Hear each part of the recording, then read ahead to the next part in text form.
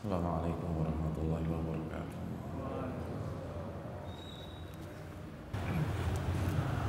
Alhamdulillahi rabbil alamin.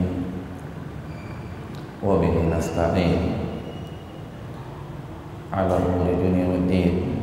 Wassalatu wassalamu ala ashrafi anbiya'ihi wal mursalin wa ala alihi wa sahbihi wa man sara ala nahjihi bi ihsanin ila yaumiddin wa ba'd.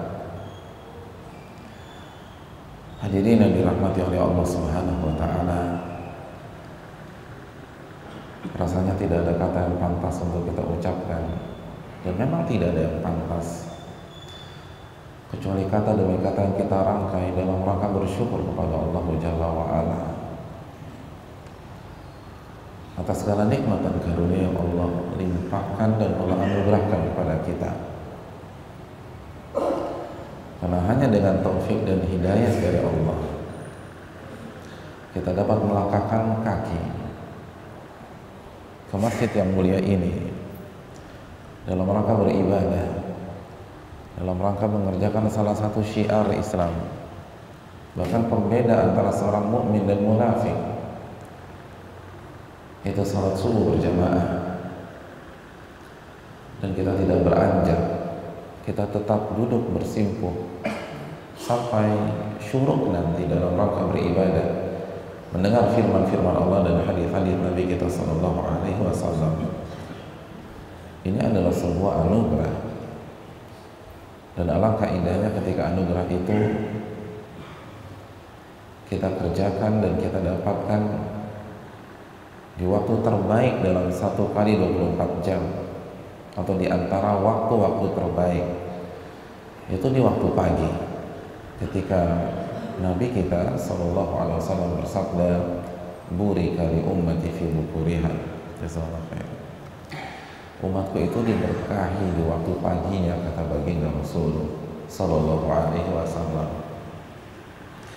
Oleh karena itu tidak ada kata yang pantas untuk kita rangkai kecuali kata demi kata syukur kita kepada Allah Subhanahu wa taala. Hadirin, selanjutnya salawat dan salam semoga senantiasa tercurahkan kepada Nabi besar Nabi Muhammad sallallahu alaihi wasallam serta para keluarga beliau, para sahabat-sahabat beliau, dan orang-orang yang istiqamah berjalan di bawah naungan sunnah beliau sampai hari kiamat kelak.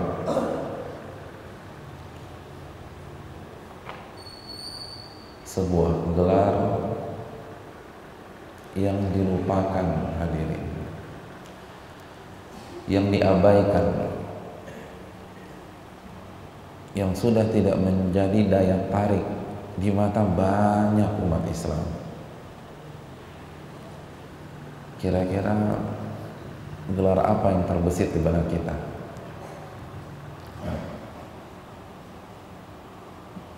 Menurut bapak-bapak dan ibu-ibu sekalian, gelar yang akan kita bahas itu apa?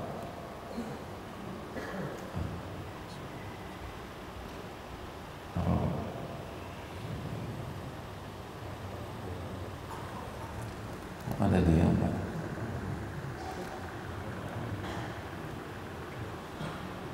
Jawab aja, kalau salah nggak disuruh push up.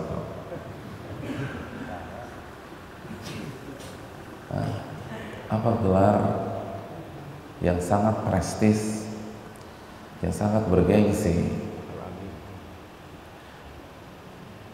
dan merupakan pondasi di dalam agama kita, tapi sekarang sudah dilupakan oleh banyak orang?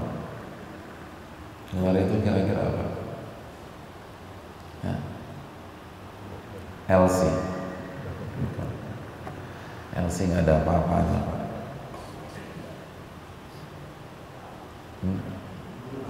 SH, bukan juga. Guru. Guru kan profesi, bukan gelar. Iman dan takwa. Bukan. Al-Amin. Bukan juga. Itu travel kayaknya. Abdullah. Apa arti Abdullah? Hamba Allah. Ya Allah. Abdullah atau hamba Allah Itu gelar yang sangat prestis di dalam agama kita, gelar yang sangat bergengsi, gelar yang merupakan salah satu kunci surga. Tidak setiap saat Allah panggil sosok-sosok istimewa dengan gelar Abdullah. Hanya di momen-momen tertentu saja di dalam Al-Quran, hanya di event-event penting saja di dalam Al-Quran, tidak di semua event. Contoh, ketika Allah Subhanahu wa Ta'ala sedang mengangkat sebuah event besar yang bernama Isra dan Mi'raj, baru Allah sebutkan gelar ini. Apa bunyi surat Al-Isra ayat pertama? Subhanalladzi asra bi'abdihi lailan minal masjidil haram ilal masjidil aqsa alladzi barakna hawlahu. Maha suci Allah yang telah mengatur perjalanan di malam hari untuk hambanya dari Masjidil Haram ke Masjidil Aqsa yang kami berkahi tempat tersebut. Kepada hambanya, siapa hamba yang dimaksud dalam ayat ini? Rasulullah SAW.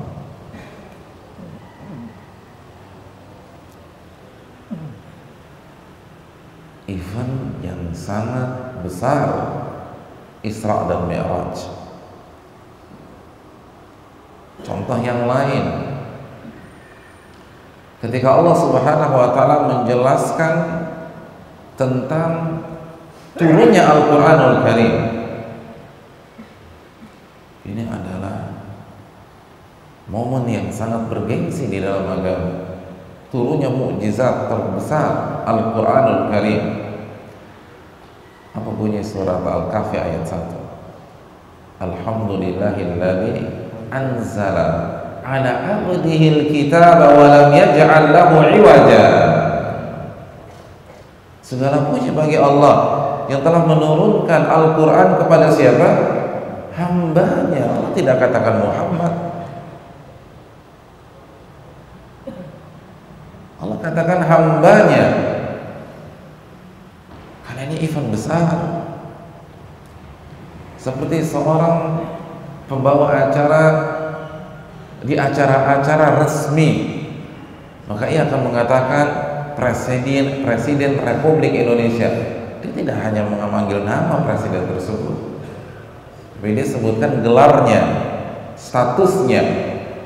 Begitu juga di dalam Al-Quranul Karim.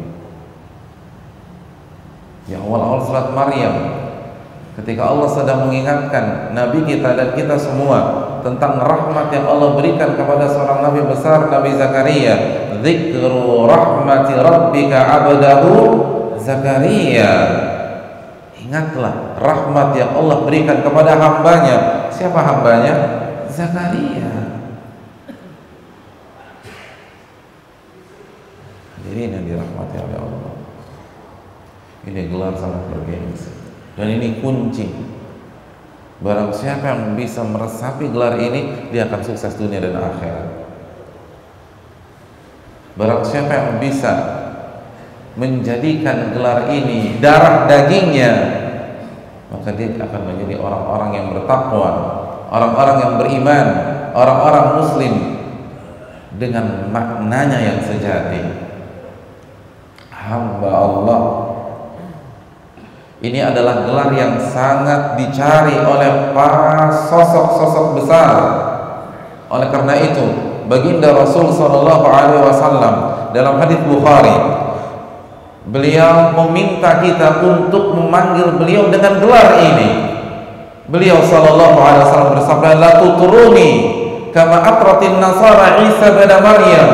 Janganlah kalian memanggil aku dengan gelar-gelar yang macam-macam, yang berlebih-lebihan, sebagaimana dilakukan oleh Nasrani kepada Isa bin Maryam. Walakin qulu Abdullah wa rasuluhu, namun panggil aku dengan gelar Abdullah, hamba Allah dan utusannya. Nabi nggak ingin dipanggil dengan gelar macam-macam. Nabi hanya ingin Abdullah. Luar biasa. Tapi siapa orang tua pada hari ini yang berharap anaknya menjadi Abdullah?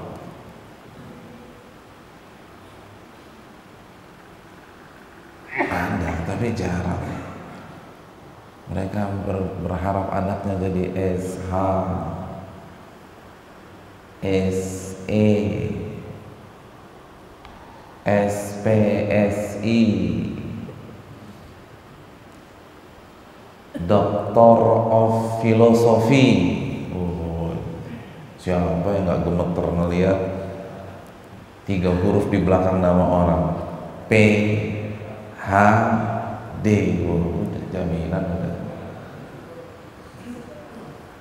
Tapi bukan itu yang akan sukses. Allah berfirman dalam hadits qudsi, a'dadtu li'ibadiyas salihin ma la 'ainun ra'at wa la udhunun sami'at wa la khatara 'ala qalbi bashar. Aku persiapkan kenikmatan surga bagi hamba-hambaku. Allah menyatakan untuk hamba-hambaku yang saleh. Kenikmatan yang tidak pernah mereka lihat dengan pandangan mata mereka, yang tidak pernah mereka dengar dengan telinga mereka, dan tidak pernah terbesit di dalam hati mereka. Untuk siapa? Hamba-hambaku, bukan LC-LC ku, bukan, nggak ada hadis seperti itu. Bukan MA-MA ku, nggak ada juga. Bukan dokter-dokterku. Hamba-hambaku. Itu gelar yang luar biasa.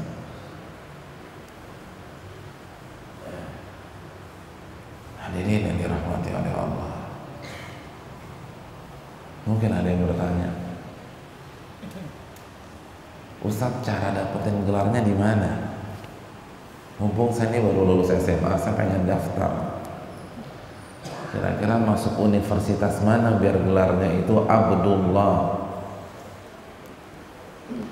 Hadirin yang dirahmati oleh Allah. Inilah keuntungan Abdullah dibanding gelar-gelar yang lain.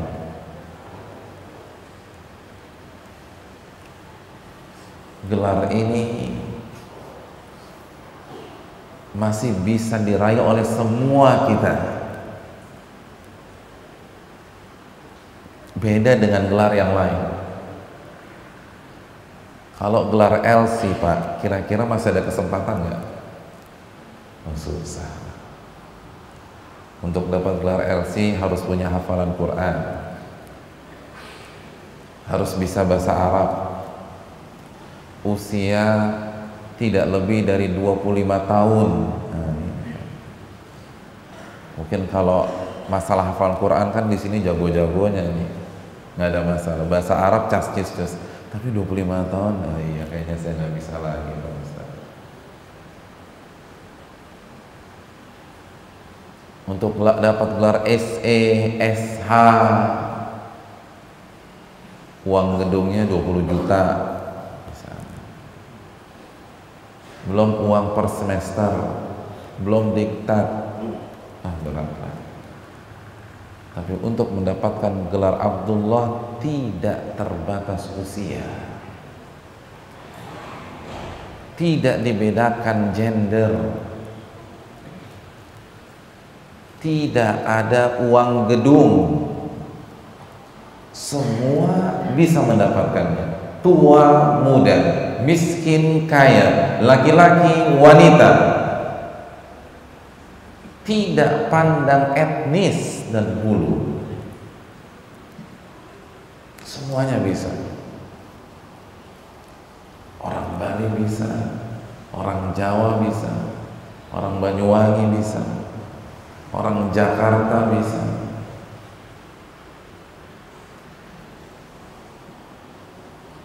Tinggal amalkan surat Az-Zariyat ayat 56. Wa ma khalaqtul jinna wal insa illa liya'budun tidaklah aku ciptakan jin dan manusia kecuali untuk menghamba kepada diriku. Menghamba itu kata kerjanya. Kalau kita gunakan subjeknya, tidaklah aku ciptakan jin dan manusia kecuali untuk menjadi hambaku, kata Allah. Apa tafsir menghamba dalam ayat ini? Silakan cek buku tafsir induk kita, maka kita akan mendapatkan keterangan Al-Imam Mujahid, murid langsung dari Abdullah bin Abbas. Ulama tafsir mengatakan jika Anda mendapatkan tafsir dari Imam Mujahid, pegang erat-erat, karena itu ilmunya Abdullah bin Abbas. Al-Imam Mujahid ketika menjelaskan ayat yang mulia ini, beliau mengatakan li'amurahum wa anhahum, untuk aku perintah dan untuk aku larang. Untuk aku perintah dan untuk aku larang. Itu hamba. Simple, sederhana, mudah, bagi yang diberikan taufik oleh Allah Subhanahu wa taala. Untuk aku perintah dan untuk aku larang. Hadirin yang dirahmati oleh Allah Subhanahu wa taala. Hamba itu persamaan katanya itu apa sih? Hamba itu sinonimnya apa, hadirin? Hamba itu abdi.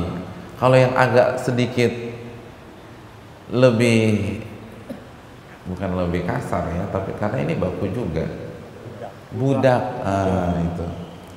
Itu kan bahasa Indonesia baku ya, tapi lebih halus hamba daripada budak. Tapi maknanya sama, cuman penghalusan aja. Nah, saya ingin bertanya kepada hadirin sekalian,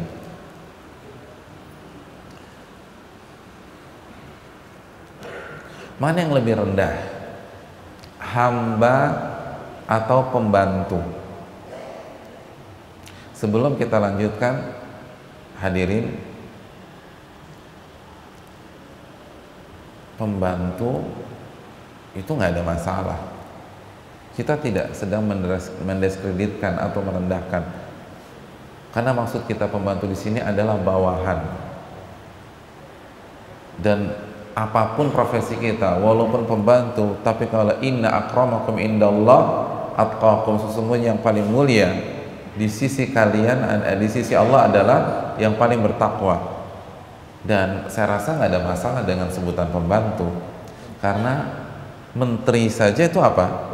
Pembantu presiden. Ketika dijadikan staf menteri, orang bangga banget, padahal hakikatnya pembantu si menteri. Sekretaris pembantu, kan begitu ya hadirin ya. Jadi biasa aja. Nah, saya ingin tanya, mana yang lebih rendah? Atau mana yang lebih tinggi kalau kita balik? Pembantu atau hamba? Jelas pembantu. Jadi pembantu itu jangan pikirannya yang di rumah aja, semua kita ini banyak membantu. Dan itu biasa. Hadirin, kita sepakat hamba itu lebih rendah daripada bawahan atau pembantu. Itu sudah yang paling rendah sudah. Nggak ada bawahan yang lebih rendah daripada hamba. Tidak ada. Dan itu status kita. Itu gelar yang sangat prestis jika kita persembahkan kepada Allah. Saya ingin tanya, apa tugas inti dari pembantu, hadirin? Tugas inti dari pembantu apa? Tugas intinya apa? Melayani? Bukan.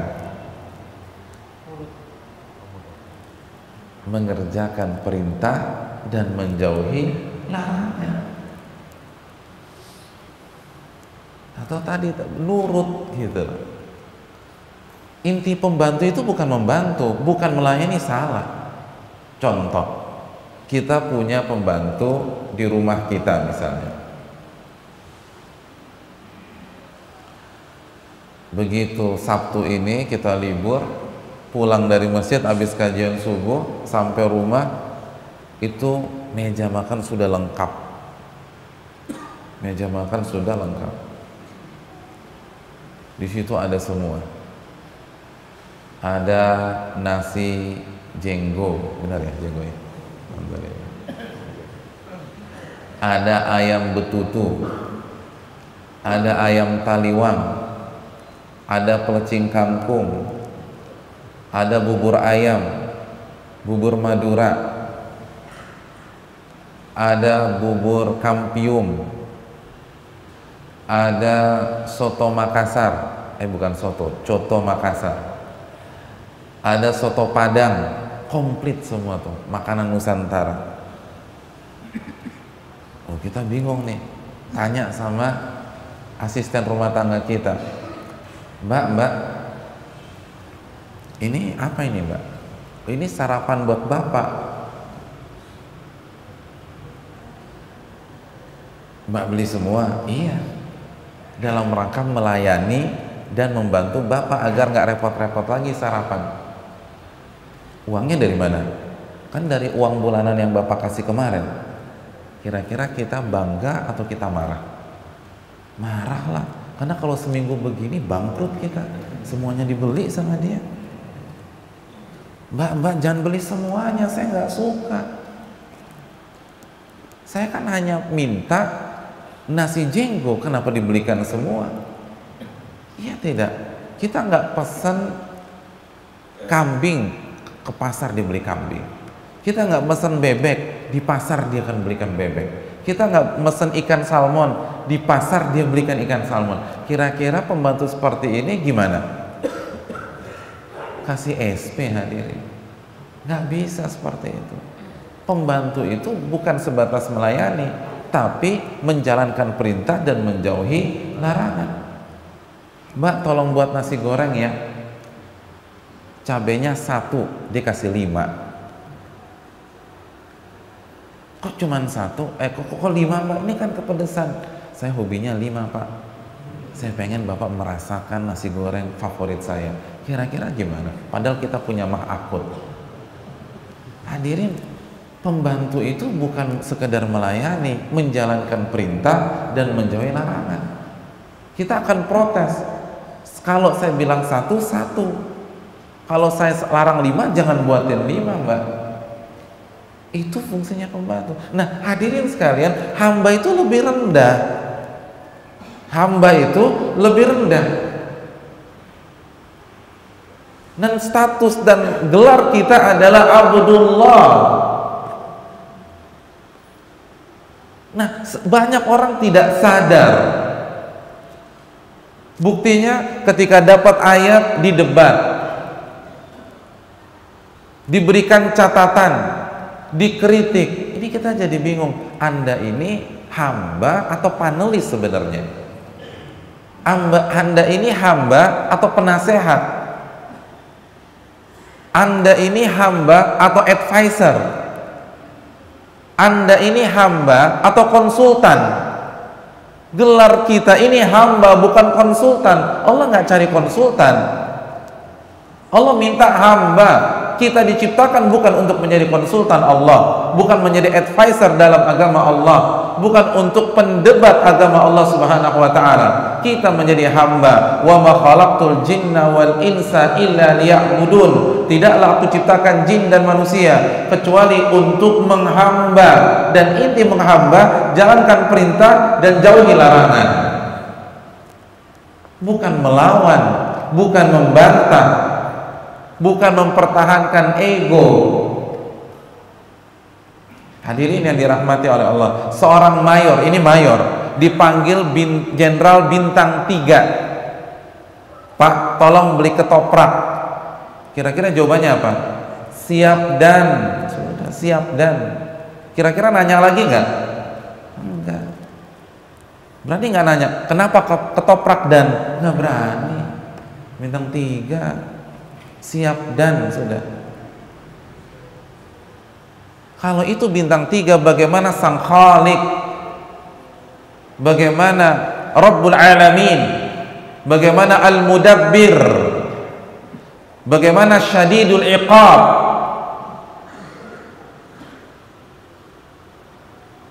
Makanya Silakan cek hadits-hadits Nabi SAW. Itu para sahabat ketika diperintah Nabi, kira-kira nanya hikmahnya dulu apa enggak? Enggak, sami'na wa ata'na. Walaupun pasti ada hikmah dan enggak ada masalah nanya tentang hikmah.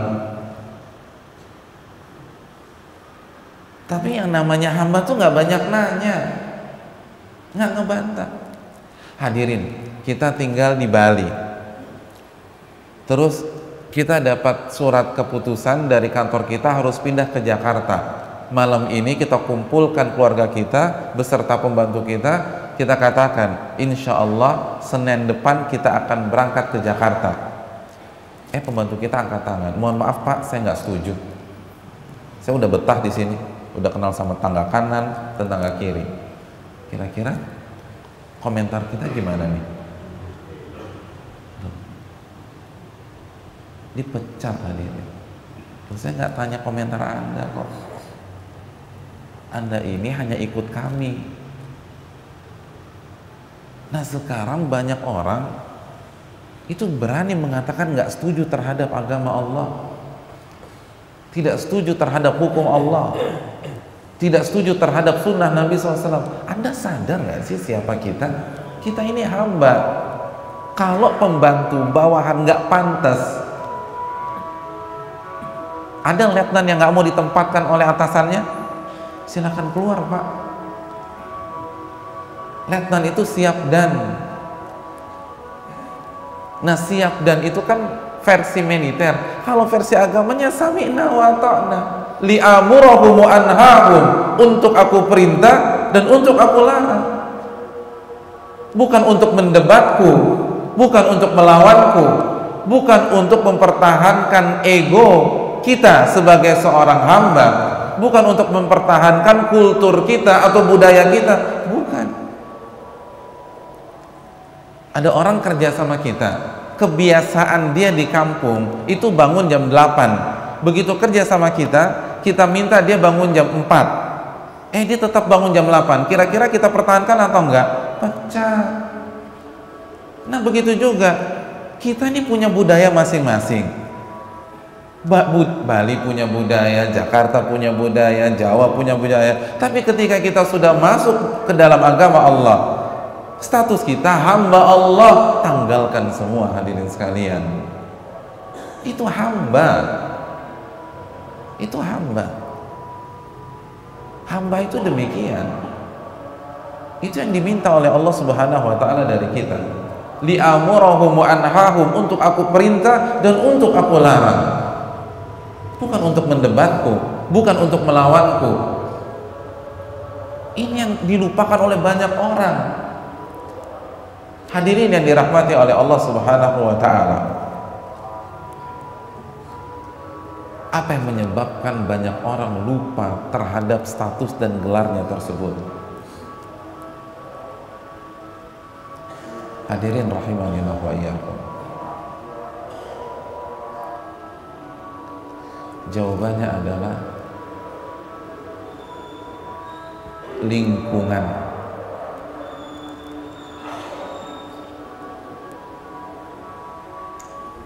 Saya ingin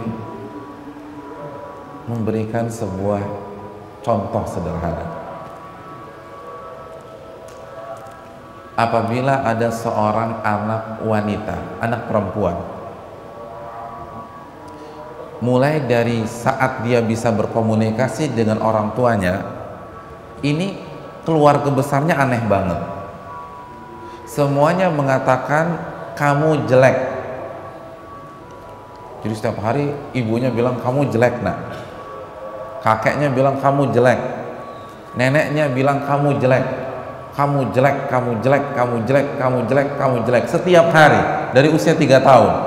Kira-kira ketika anak perempuan ini tumbuh menjadi gadis dewasa di usia 18, 19, 20, dan setiap hari dari kecil dikatakan kamu jelek, kira-kira dia akan menjadi wanita yang penuh percaya diri atau wanita yang minder?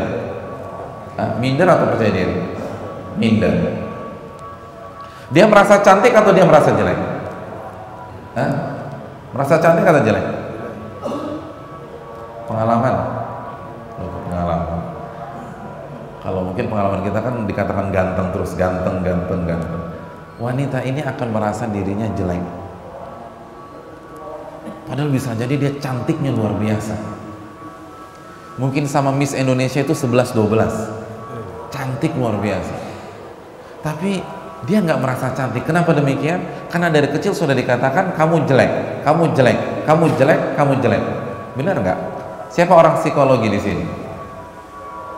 Nggak ada. Insya Allah benar seperti itu. Itu bisa jadi garis itu ketika jalan di trotoar terus diganggu oleh anak-anak muda yang nongkrong, itu bisa kegeeran. Ternyata saya laku juga ya. Padahal gimana nggak laku, orang cantiknya luar biasa. Tapi dia nggak pernah merasa cantik. Kenapa? Karena dari kecil dikatakan kamu jelek, dan kamu jelek. Bukankah ini teori komunikasi, hadirin? Apa salah satu teori komunikasi politik? Sebuah kebohongan jika disampaikan terus-menerus, kalau bahasa kita sekarang, disampaikan secara sistematis dan masif, maka akan diyakini sebagai sebuah kebenaran oleh masyarakat. Betul apa tidak? Iya. Nah, sekarang saya ingin bertanya, dari kecil apakah status ini diingatkan kepada kita? Yang ada sebaliknya. Hamba itu nggak punya semuanya. Nggak punya sesuatu itu hamba. Nggak ada yang hamba itu nggak punya apa-apa. Bahkan nyawanya saja dia nggak punya. Makanya setiap ada yang meninggal kita mengatakan innalillah wa inna ilaihi rajiun. Sesungguhnya kami ini milik Allah dan kami akan kembali kepada Allah Subhanahu wa taala. Itu hamba. Jadi jangankan mobil, jangankan sepatu, jangankan rumah, nyawa saja yang paling berharga kita nggak punya. Itu hamba. Itulah rendahnya hamba. Tapi semenjak kecil, ketika kita dapat tas misalnya, dikatakan itu tas siapa? Tas kita. Tidak dikatakan itu tas Allah yang Allah titipkan kepadamu. Saat kita dapat sepatu, dikatakan itu sepatu siapa? Sepatu kita. Bukan dikatakan itu sepatu yang Allah berikan kepadamu. Kamu punya hak pakai, bukan hak milik dari Allah Subhanahu wa taala. Kan Allah Rabbul Alamin. Arti Rabb itu kan Malik.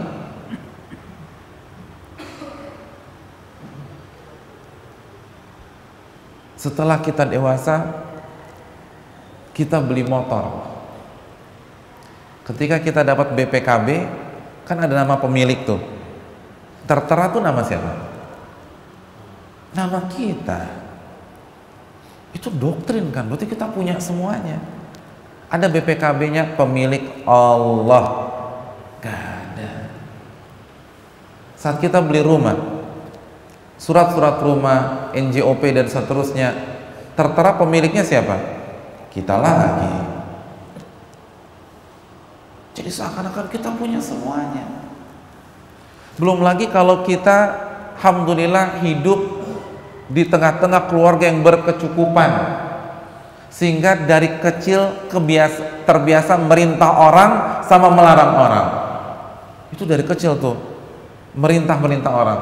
Kenapa? Karena mungkin kita punya pembantu. Bi, tolong buatin susu. Bi, aku mau Indomie, buatin Indomie. Itu dari kecil terbiasa merintah. Begitu besar suruh pegang perusahaan, jadi manajer.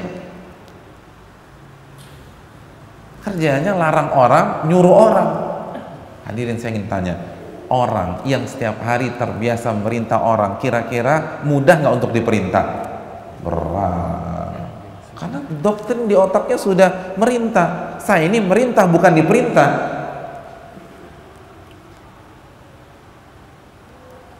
Orang yang di rumahnya punya 20 pembantu, terus ikut sebuah program travel, melakukan perjalanan ke luar negeri. Ketika di bandara suruh ngangkat koper, kira-kira mau nggak? Oh, susah tuh. Kok saya disuruh ngangkat? Saya di rumah punya 20 pembantu. Kenapa susah? Karena dia biasa merintah. Kenapa saya diperintah sekarang? Ini berat. Nah, inilah kondisi kita sekarang. Karena kita terbawa dengan jabatan kita, terbawa dengan status kita, terbawa arus lingkungan kita. Orang saya punya semuanya. Apa alasannya saya suruh kasih ini, kerjakan ini, kerjaan ini, suka-suka saya dong. Orang saya punya uang. Hadirin yang dirahmati oleh Allah Subhanahu wa taala. Inilah rahasianya hadis Bukhari. Hadis Bukhari. Ketika Abu Sufyan ditanya oleh Heraklius. Heraklius bertanya kepada Abu Sufyan, "Saya ingin tanya, pengikut Muhammad ini lebih banyak mana? Orang miskinnya atau orang kayanya?" Jawabannya apa? Orang miskin atau orang kaya? Orang miskin. Mayoritas pengikut Nabi Muhammad SAW adalah orang miskin. Apa kata Heraklius? Begitulah pengikut seluruh para nabi dan rasul. Mayoritas pengikut mereka adalah orang miskin, bukan orang kaya. Hadirin, yang orang kaya jangan tersinggung. Abu Bakar kaya, Umar kaya, Utsman kaya, Abdurrahman bin Auf kaya, Sa'ad bin Abi Waqqas kaya. Orang-orang terdekat Nabi itu lebih banyak orang kaya, tapi secara mayoritas yang lebih banyak siapa? Orang miskin. Dan itulah kenyataan dan fakta seluruh para nabi dan rasul. Kenapa demikian? Simpel, seperti tadi. Karena yang lebih mudah menerima konsep penghambaan adalah orang miskin dibanding orang kaya. Karena yang lebih mudah menerima konsep diperintah dan dilarang itu orang miskin dan orang kaya. Karena lebih cocok dengan kehidupannya. Karena orang miskin itu sudah biasa diperintah dan dilarang. Oleh siapa? Oleh bosnya. Oleh siapa? Oleh majikannya. Oleh siapa? Oleh atasannya. Karena dia sudah terbiasa diperintah dan dilarang oleh atasannya, sehingga dia mudah menerima. Kalau atasan saya bisa perintah saya, kenapa pencipta saya tidak bisa perintah saya? Simpel. Tapi orang kaya itu susah banget nerima hal sesimpel ini. Karena dari kecil itu sudah merintah dan melarang. Hadirin yang dirahmati oleh Allah. Kalau kita ketemu dengan orang termiskin di Jakarta atau di Denpasar, terus kita kasih nasihat kepada dia, "Pak, kita ini sebagai manusia tidak punya apa-apa karena kita ini hamba Allah." Kira-kira dia bisa mudah terima atau susah menerima? Mudah. Dia tinggal lihat aja buku rekeningnya. Iya, saldo 0. Benar, nggak punya apa-apa. Rumah nggak punya, mobil nggak punya, motor nggak punya. Betul banget nih nasihat. Kita nih nggak punya apa-apa. Tapi kalau kita berbicara di hadapan orang terkaya di Jakarta atau orang terkaya di Denpasar, dia punya 15 unit rumah di Pondok Indah dan di Menteng misalnya. Lalu kita katakan, "Pak, kita ini nggak punya apa-apa." Kira-kira bisa terima nggak? Enak aja. Itu 3 gedung di Senopati punya siapa? 3 hotel di dekat bandara tuh punya siapa? Kok Anda enak banget nggak punya apa-apa? Karena sekali lagi, hadirin, wa mal hayatud dunya illa mataul ghurur. Allah berfirman dalam surat Ali Imran 185, tidaklah kehidupan dunia adalah perhiasan yang bisa menipu kita. Ini yang jadi masalah. Kenapa banyak orang susahnya minta ampun menjadi hamba Allah, khususnya ketika dia sukses, ketika dia sedang berada di top position.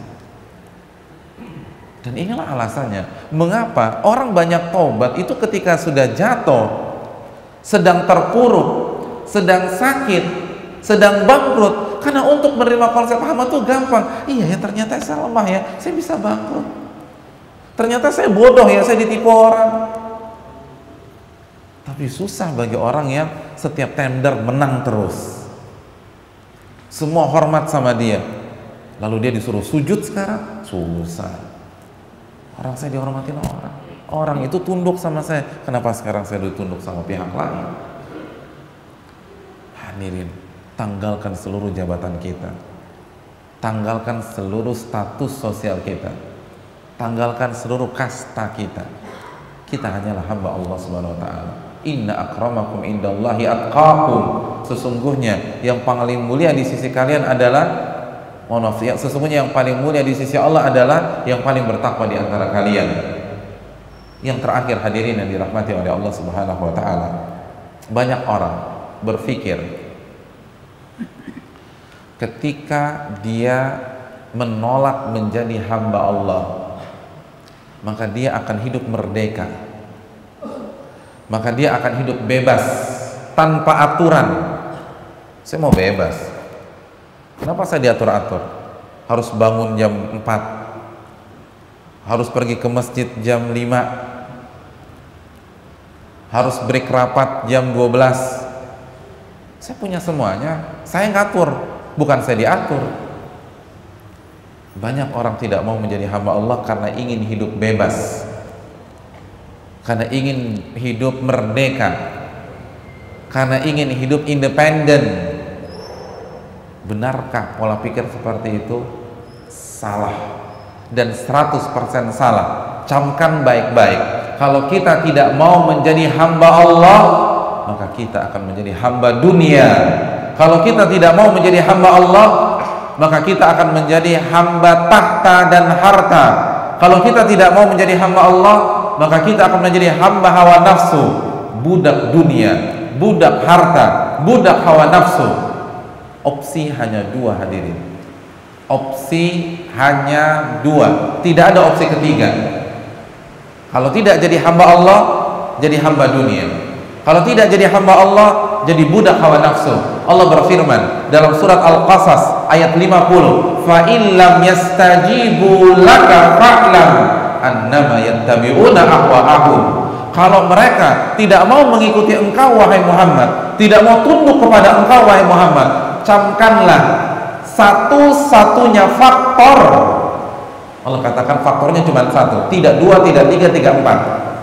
Kalau mereka tidak mau mengikuti sunnah Rasul, tunduk kepada sunnah Rasul, tunduk kepada agama Allah Subhanahu wa taala, apapun alasannya yang dikemukakan, faktornya cuma satu, kata Allah, annama yattabi'una ahwa'ahum. Mereka adalah pengikut-pengikut hawa nafsu. Titik. Nggak ada faktor yang kedua, tidak ada faktor ketiga, tidak ada faktor empat. Hawa nafsu sudah, kata Allah. Hawa nafsu. Mau alasannya macam-macam kayak, mau alasannya nggak relevan, ini abad modern, hawa nafsu. Jadi kalau kita melihat, kita udah sampaikan ayat nih, ditolak juga, padahal dia hamba Allah, dia nggak punya jabatan apa-apa di mata Allah, hanya hamba.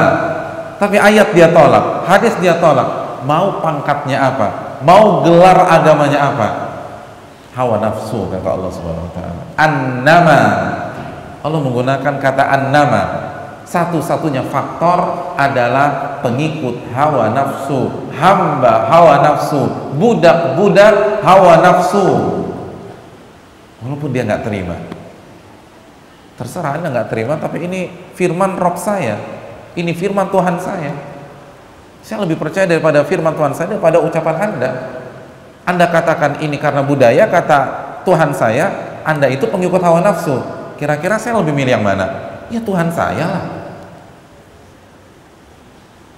Anda katakan ini tidak relevan, Rob saya mengatakan Anda pengikut hawa nafsu. Simpel saja, kira-kira saya lebih pantas ikut siapa? Anda atau Tuhan saya? Ya Tuhan saya.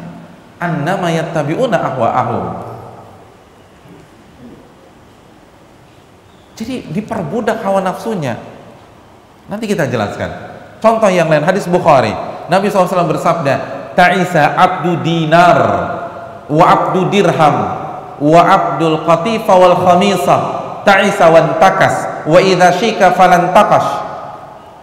Nabi SAW mengatakan celaka hamba dinar, hamba dirham, hamba selimut dan bahan, kalau bahasa kita apa sekarang? Hamba fashion, celaka dan akan sengsara. Dan apabila terluka tidak akan sembuh selama-lamanya. Allah katakan hamba. Dan ini satu paket. Kalau sudah jadi hamba hawa nafsu, jadi hamba dunia, sudah menjadi hamba harta. Hadirin yang dirahmati oleh Allah Subhanahu wa taala. Makanya coba lihat, ketika orang menolak menjadi hamba Allah, tidak mau diatur oleh Allah dan Rasulnya, lihat mereka, bagaimana kehidupan mereka, maka kita akan mendapatkan sebuah persamaan. Mereka tidak bisa menolak dunia, mereka tidak bisa mengatakan tidak di hadapan dunia, mereka akan ngangguk-ngangguk di hadapan dunia. Benar nggak? Seorang laki-laki ketika dia tidak mau menjadi hamba Allah, ketika didatangi oleh wanita yang sah sebagai mahramnya, didatangi oleh istrinya, dia akan bersamanya. Di kantor dia didekati oleh wanita yang bukan mahramnya, dia terima atau dia tolak? Diterima juga. Lalu besoknya ada wanita lain, diterima juga. Ada wanita cantik lain, diterima juga. Nggak bisa nolak, nggak bisa nolak. Yang halal diterima, yang haram pun diterima, nggak bisa nolak. Coba kita lihat orang yang tidak mau jadi hamba Allah, ketika dikasih uang halal, terima apa tidak? Terima. Dikasih uang panas, terima juga. Dikasih uang abu-abu, terima. Dikasih uang haram, terima juga. Nggak bisa nolak dia. Semuanya diterima. Tidak berani mengatakan tidak pada dunia. Apa? Saya ingin tanya, orang yang tidak bisa mengatakan tidak, itu profil atasan atau bawahan? Hah? Yang nggak bisa mengatakan tidak, profil pemimpin atau profil budak? Budak kan? Nggak bisa nolak. Bawahan nggak bisa nolak. Itu budak. Coba aja kita lihat. Kita punya karyawan di restoran kita. Karyawan di restoran kita. Mbak, tolong buatkan ayam betutu ya, saya lagi pengen makan ayam betutu. Dibuat ayam betutu. Begitu lagi asik-asik buat, Mbak, itu suami saya pulang, tolong bukain pintu ya. Tapi lagi, itu bukain dulu. Ditinggalin ayam betutunya, dibukakan pagar. Lagi bukakan pagar, anak kita panggil lagi, Mbak, kesini Mbak, ini pagar belum ditutup. Ada apa Den? Tolong buatin teh panas ya. Tapi pagar belum ditutup, buatin dulu sekarang. Udah pagar ditinggal, buatin teh panas. Begitu lagi buatin teh panas, bapaknya manggil, Bi, sini Bi. Iya, tolong buatin es jeruk ya, saya lagi buat teh, jangan banyak bicara, buatin es jeruk. Akhirnya teh ditinggal, buat es jeruk. Kan kira-kira gitu ya. Kenapa? Karena nggak bisa nolak. Bawahan tuh nggak berani nolak. Itu karakter bawahan. Nah, jadi ketika seseorang tidak bisa mengatakan tidak kepada dunia, tidak bisa mengatakan tidak kepada hawa nafsunya, buktinya ketika hawa nafsunya pengen perempuan, dia main perempuan. Begitu hawa nafsunya pengen mobil, dia akan halalkan segala cara untuk membeli mobil baru. Ketika hawa nafsunya pengen jalan-jalan ke luar negeri, dia udah nggak peduli lagi apakah itu bermanfaat bagi agama saya atau merusak agama saya. Berarti kan dia budak hawa nafsu, hadirin. Tapi nggak mau ngaku aja. Siapa sih orang mau ngaku jadi budak? Orang dia sendiri nggak mau jadi budak Allah Subhanahu wa Ta'ala. Tapi itu kenyataannya. Beda dengan pemimpin, dia berani mengatakan tidak. Makanya Allah nggak mau kita mengatakan tidak di hadapan perintahnya, karena kita ini siapa? Hamba, bukan pemimpin di hadapan Allah Subhanahu wa Ta'ala. Antumul fuqara ilallah. Allah berfirman, kalian itu miskin di hadapan Allah. Kalian fakir. Kalian nggak punya apa-apa, kata Allah. Kalian itu sami'na wa ta'na. Karena kalau Anda bantah, Anda seolah-olah jadi pemimpin di dalam agama ini. Sedangkan status kita itu hamba. Ini yang perlu kita kembangkan. Hadirin, kalau semua kita benar-benar meresapi status kita sebagai hamba, insya Allah hidup ini mudah. Hidup ini nyaman, hidup ini tentram, dan ukhuwah Islamiyah akan terjalan. Hadirin, yang bikin kita sengsara di dunia ini kan karena kita jadi hamba dunia. Yang bikin kita stres, galau, itu kan karena di otak kita tuh dunia. Tadi sudah kita katakan, hamba itu punya sesuatu atau nggak punya sesuatu? Nggak punya sesuatu. Kalau kita bisa memahami konsep ini, itu hidupnya lempeng banget. Saya ingin tanya, apabila di sebuah rumah ada pencurian mobil, mobil S-Class hilang, mobil S-Class hilang, kira-kira yang sedih siapa? Pembantunya atau majikannya? Hah? Majikannya atau pembantunya? Hah? Ada yang pembantunya? Nggak mungkin. Majikannya. Kenapa pembantunya nggak sedih? Karena bukan punya saya, Pak Ustadz. Santai aja. Oh, ini bukan punya saya, kenapa saya harus nangis? Majikan yang bingung. Udah kreditan pula, belum lunas.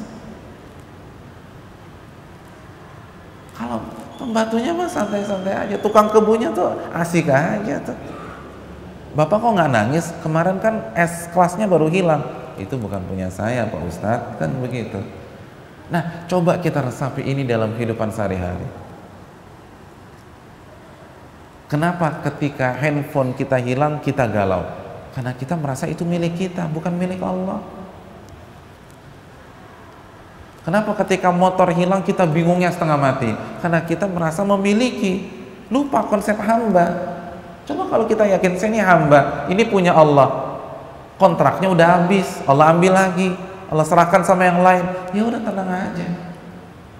Itu aja kok repot kan, begitu hadirin. Jadi simpel aja. Hadirin, saya ingin bertanya kepada hadirin sekalian. Ketika kita dicaci maki orang, kita marah apa enggak? Enggak ya? Kalau di sini enggak marah dicaci maki orang. Kita tes. Kita ditunjuk-tunjuk orang, dibodoh-bodohin orang depan mata kita. Kita marah apa enggak? Marah. Kenapa kita marah? Simpel aja deh, kita nggak usah pakai argumentasi ribet-ribet. Kenapa kita marah?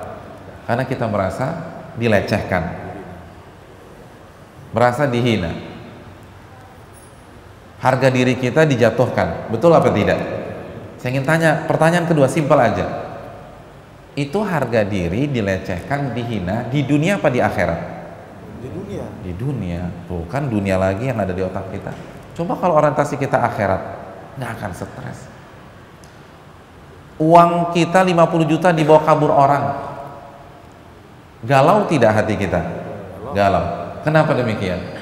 Ustadz, simpel Ustadz, uang saya hilang. Saya mau tanya sama Bapak, hilangnya di dunia apa di akhirat?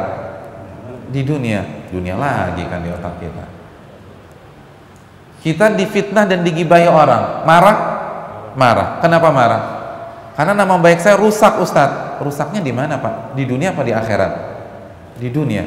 Tuh kan dunia lagi. Itu yang bikin kita stres, itu dunia. Coba kalau orientasi kita jadi hamba Allah, lalu mindset kita akhirat, akankah kita stres? Hadirin yang dirahmati Allah, adakah konsep uang hilang kalau kita pakai kacamata akhirat? Nggak ada. Tidak ada konsep uang hilang. Karena apabila uang kita dibawa kabur orang, dia akan bayar. Kalau tidak di dunia, di akhirat, dan itu pasti, dan dia akan bayar dengan pahala. Maka kita tidak akan stres. Karena yang membuat kita stres adalah ketika kita merasa uang kita nggak balik. Ketika kita yakin uang itu akan dikembalikan, bahkan dengan bonus, dengan hal yang lebih baik, yaitu pahala, kita akan santai. Kalau kita mindset kita akhirat, kita difitnah dan digibahi orang, kenapa Anda harus marah? Bukankah orang yang memfitnah dan menggibahi Anda itu akan mentransfer pahalanya pada hari kiamat? Kok dikasih pahala marah? Antum kalau dapat transferan duit seneng apa enggak? Nggak seneng ya? Setiap hari ada orang yang transfer antum 10 juta, senang? Senang. Nah sekarang kenapa ketika ada orang setiap hari kasih transfer pahala kita marah? Antum lebih senang mana? Dapat transferan duit atau dapat transferan pahala? Dua-duanya. Oh ya, jawaban bagus. Dua-duanya. Tapi bobotnya pahala. Kenapa harus stres? Anda stres karena di otak Anda tuh dunia. Anda takut nih, yang Anda dapatkan semua di dunia tuh hilang. Itu yang Anda takutkan. Jadi aneh ya manusia ya. Yang mengecewakan mereka selama itu dunia, tapi masih aja setia sama dunia. Yang membuat mereka sakit hati selama ini dunia, tapi masih aja mau jadi budak dunia. Yang membuat mereka galau selama ini itu dunia, tapi masih aja mau jadi hamba dunia. Manusia, oh manusia, luar biasa. Sedangkan Allah yang memberikan mereka semuanya, yang Ar-Rahman dan Ar-Rahim, nggak mau jadi hambanya. Kalau kita ingin bahagia, ini konsepnya hadirin. Ini konsepnya. Jadilah hamba Allah. Ini gelarnya. Hadirin, PHD tidak memberikan kebahagiaan, tapi hamba Allah menawarkan kebahagiaan. Makanya ketika Nabi menjelaskan tentang hamba Allah, Nabi katakan tuba lahu, tuba lahu. Beruntung dia dan beruntung dia. Inilah gelar yang harus kita renungkan, yang harus kita camkan. Dan gelar ini masih terbuka di hadapan kita. Belum ada kata terlambat. Amalkanlah seluruh perintah Allah dan jauhilah larangan-larangan Allah, maka kita akan hidup tenang. Ketika Allah suruh sholat, kita sholat. Ketika Allah melarang kita makan uang tersebut karena haram, jangan dimakan. Ketika Allah suruh ikhlas, ikhlas. Ketika Allah perintahkan kita ridho, ridho. Dan kita tidak punya apa-apa, itu akan lebih membuat kita tenang. Kita akan hidup nothing tulus ketika kita memiliki konsep sebagai hamba Allah. Dan terakhir, hadirin, menjadi hamba Allah justru akan membuat kita mulia di dunia maupun di akhirat. Karena kita, walaupun kita jadi hamba atau jadi budak, kita hanya mau diperintah dan dilarang oleh Allah Subhanahu wa Ta'ala. Tidak ada satupun manusia yang bisa memerintah kita. Tidak ada satupun manusia yang bisa mengatur-ngatur kita. Allah berfirman dalam surat Al-Munafiqun, walillahil izzatu wali rasulihi walil mu'minin, dan kemuliaan hanya milik Allah, hanya milik Rasulnya, dan hanya milik orang-orang beriman, hamba-hamba Allah. Jika kita menjadi hamba Allah, justru kita akan mulia di dunia dan di akhirat, walaupun kita tidak punya apapun, tapi kita akan dihormati oleh orang, karena kita nggak bisa disetir oleh orang. Adapun jadi hamba dunia, kesannya saja dia hidup mewah, namun pada hakikatnya kehidupannya begitu tragis dan mengenaskan. Hakikatnya dia hina, karena dia diatur oleh dunia, dan dunia, walau kanatid dunya ta'dilu indallahi janaha ba'udah ma saqa kafira syurbata ma. Kalau saja dunia itu nilainya di sisi Allah seperti salah satu sayap nyamuk, maka orang non muslim tidak akan Allah berikan minum sama sekali, walaupun seteguk air. Itu berarti dunia itu hina. Ad-dunya mal'unah, dunia itu terlaknat. Hadirin, bukan berarti tidak boleh kaya, tapi ini pola pikir, ini konsep. Seluruh atau mayoritas sahabat terdekat Nabi kaya, tapi mereka tidak diperbudak oleh dunia. Ini yang bisa disampaikan, semoga bermanfaat, dan khususnya bagi yang berbicara sebelum yang mendengarkan. Dan apabila ada kekeliruan, maka buang saja apa yang saya katakan dan ikutilah sunnah Nabi SAW. Dan saya ucapkan terima kasih atas seluruh atensi, seluruh perhatian dari DKM Masjid Bali Mengaji dan seluruh jamaah sekalian. Semoga kita mendapatkan ilmu yang bermanfaat pada pagi hari ini dan diberikan taufik untuk mengamalkannya. Wassalamualaikum warahmatullahi wabarakatuh wa ala alihi wa sahbihi ajma'in. Subhanakallahumma wa bihamdika asyhadu an la ilaha illa anta astaghfiruka wa atubu ilaik. Assalamualaikum warahmatullahi wabarakatuh. Waalaikumsalam.